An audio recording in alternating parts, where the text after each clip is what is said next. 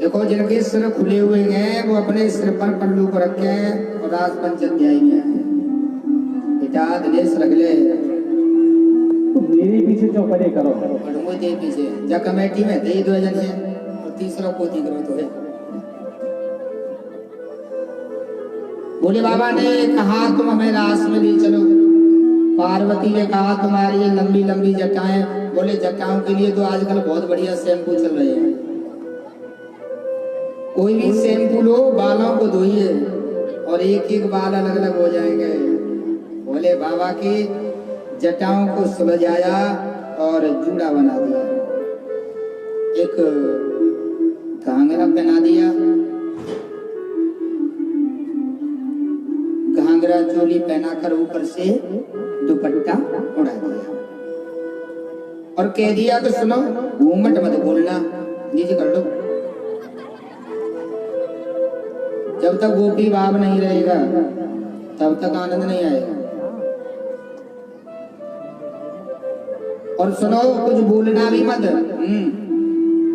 बस इशारा करना, बोले बोले बाबा जो है वो चल दिए। अब पार्वती जी आगे गए, बोले बाबा पीछे रह गए। पहले तो बोले बाबा आगे निकल जाते हैं क्योंकि उन्होंने अपना लहंगा थोड़ा सा ऊपर किया और बैल की तरह चलने लगे, एक डंग यहाँ तो एक डंग वहां। पार्वती जी बोली ऐसे कैसे चल रही हो आप? अरे ऐसे चलो जैसे कोई नई दुल्हन आती है ना तो उसके पैर की एड़ी भी नहीं दिखाई देती, कमर को लचकाते धीरे धीरे चलो। अब भोले बाबा ने धीरे धीरे के चक्कर में पीछे रह गए। भोले बाबा जो है पीछे रह जाते हैं। पार्वती जी ने कहा थोड़ी सी गति बढ़ाई है, इतना भी पीछे की जरूरत नहीं है। ललिता और विशाखा जो है वो रास के पहरेदार बनकर खड़ी हुई है। अब पार्वती तो आगे चली जाती है और भोले बाबा पीछे रह गए, तो भोले बाबा को अंदर नहीं जाने दिया, रोक लिया। बोले तुम कौन हो? अब भोले बाबा इशारा करने लगे। बोले क्या गूंगी? गूंगी नहीं हो। बोले फिर कौन है? बोल की क्यों नहीं हम? अच्छा पार्वती। बोले पार्वती ये जो गोपी तुम्हारे साथ में आई है ये कौन है? अब पार्वती जी बड़े चक्कर में पड़ गई, अब क्या बताऊं। पार्वती जी ने कहा अरे ललिता ये मेरे छोरा की बहू लगे। बोले कौन? बोले छोरा की बहू है। भोलेनाथ बोले अच्छा तो छोरा की बहू बना दी हमने। अच्छा तो कौन से छोरा की शादी हुई है? बोले वह गणेश की है, ये मोटू की गणेश की। अच्छा तो बहू कैसी है? कम से कम शकल तो दिखा दो। और जैसी ही सूरत की बात आई और भोले बाबा ने घूंघट को पकड़ लिया। अब ललिता तो करे और भोले बाबा कर दे। पार्वती जी बोली अब क्या करना चाहिए? अरे रुको पहले जा गोपी को मुख देखेंगे मेरे प्रभु और उसके बाद आप देखना। अंदर प्रवेश किया। ठाकुर जी तो नटखट गए, सब कुछ जानते गए। उन्होंने देखा कि भोले बाबा गोपी बनकर आएंगे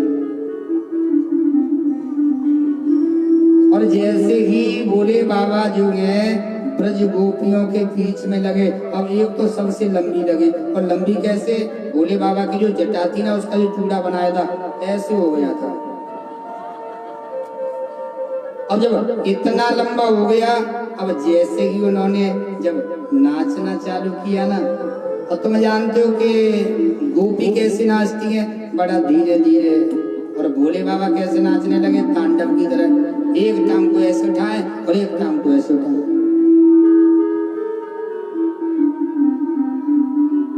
भजे व्रजे कमंडलम समस्त पाप खंडनम शुभस्तचित्तरंजनम सदैव नंदनंदनम अनंगरंग सागरम नमामि कृष्णनागरम यदा तथा तथैव कृष्ण सत्तथा। तदेव गीयतां तथा कृपा विधीयतां भवे भवेषु नंदने भवे भवेषु वस्तिमान।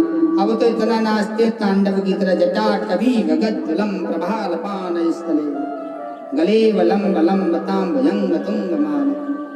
तांडव करने लगे और तांडव करते करते क्या हुआ, भोले बाबा की जो दुपट्टा था ना वो सिर से नीचे गिर जाता गया और जैसे ही सिर से दुपट्टा नीचे गिरा ब्रज गोपियां जो थी वो खड़ी हो गई सब, और ब्रज गोपियां खड़ी हो जाती हैं।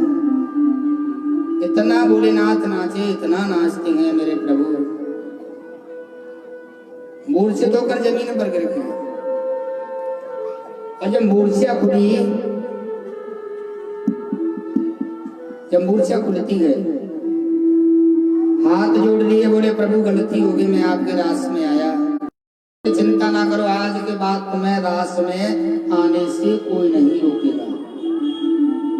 जाओ मैं तुम्हें वरदान देता हूँ, आज के बाद आप गोपेश्वर महादेव के नाम से विख्यात होगे।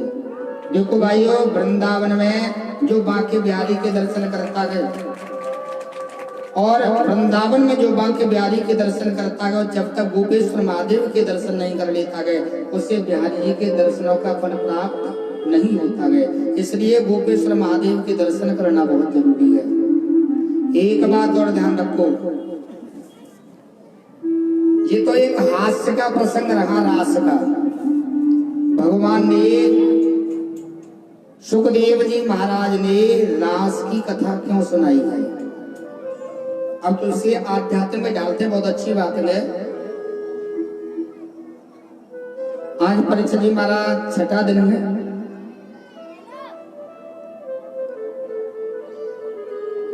सुखदेव जी महाराज ने 5 दिन तक राजा परीक्षित को वेदांत की कथा सुनाई है, अथा वेदांत बोला गया।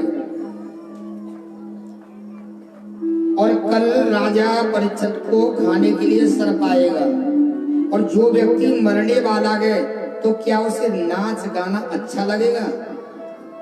कोई व्यक्ति मरने के लिए रखा हुआ है, कल सर्प आएगा और मुझे खा जाएगा। और यहाँ सुखदेव जी महाराज उससे बता रहे हैं कि भगवान के साथ में एक से एक सुंदर गोपी थी, वो नाच रही थी, तो उसे अच्छा लगेगा बैंड बाजा?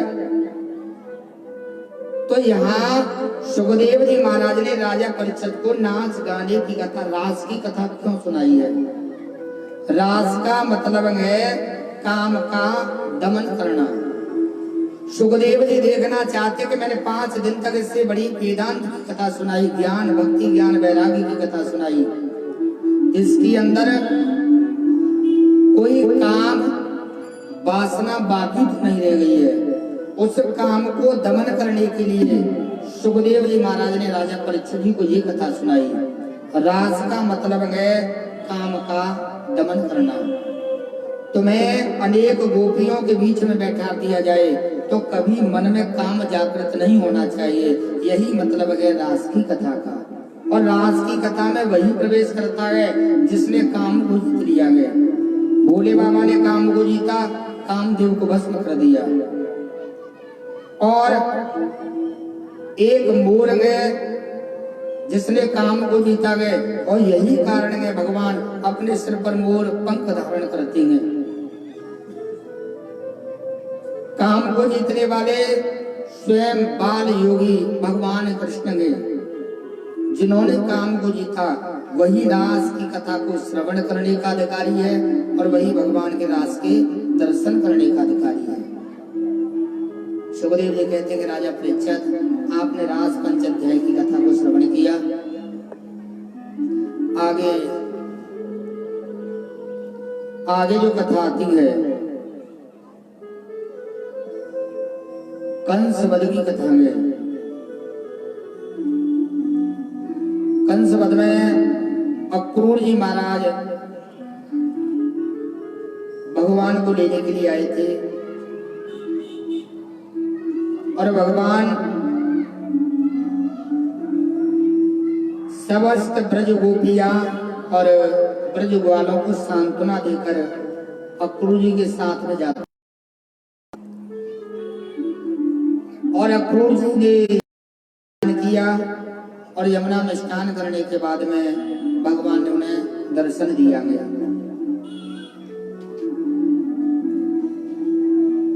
दर्शन देने के बाद में भगवान मथुरा में पहुंचे और मथुरा में जाकर दो चार ब्रजवासी भी थे, अक्रूरी से कह दिया तुम जाइए काका और हम अपनी नलहाल को पैदल ही देखेंगे। समस्त ब्रजवासी कहते कन्हैया हम तेरी नंसार में आएंगे, नलहाल में आएंगे, हमारे पास तो कपड़े नहीं है। तो सामने से एक धोबी आता गया जिसका नाम रजत था और धोबी से वस्त्र मांगे। उसने वस्त्र देने के लिए मना कर दिया और जब वस्त्र देने के लिए मना कर दिया है तो जबरदस्ती छीनकर उसका वध कर दिया गया। अब वस्त्र पहन तो लिए परंतु वस्त्र इतने लंबे हैं, इतने लंबे वस्त्र हैं कि मथुरा की गलियों को साफ करते हैं। बोलो